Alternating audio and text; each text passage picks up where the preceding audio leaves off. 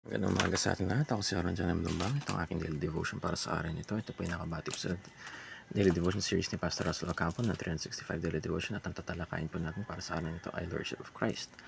At ang scripture naman po ay John 13 verse 13 to 14. You call me teacher and Lord, and rightly so, for that is what I am. Now that I, your Lord and teacher, have washed your feet, you also should wash one another's feet as an example. So I've set you an example that you should do as I've done for you. So medyo in-extend ko lang yung pinakitang verse dun sa ni Pastor Russell Ocampo. So yung una na lahat natin na naalala ka talaga na laging tinuturo, kumbaga, na ginagawa ni Yesu Cristo is Jesus leads by modeling. Na kumbaga, ang that essence, lagi siyang nangunguna, lagi siyang unang nagpapakita, lagi siyang unang gumagawa talaga. So, madalas, ang ibang leader, nag-uutos muna.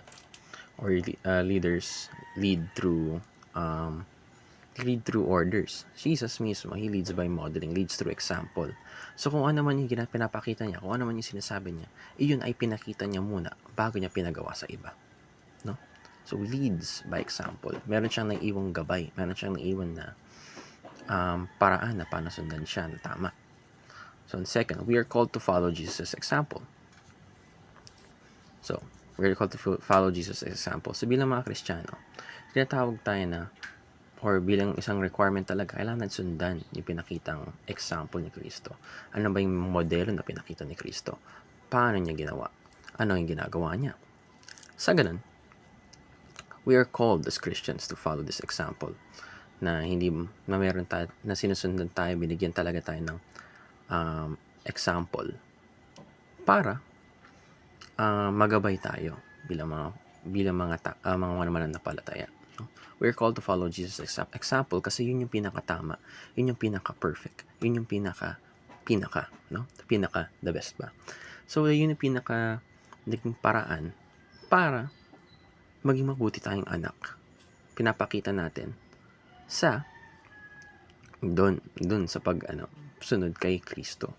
Becoming more Christ-like is the most perfect example. How to be a good son, a good child of God. So note, the Lordship of Christ requires belief and obedience. The Lordship of Christ requires belief and obedience dahil it is required in the sense na kasama din in order to be saved or to know that Lord is Lord or Jesus Christ is your Lord requires belief and obedience kasi you were saved through faith. Saved by grace through faith.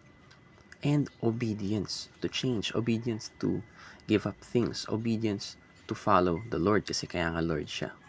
So yun lamang. Salamat sa pakikinig at mabuhay.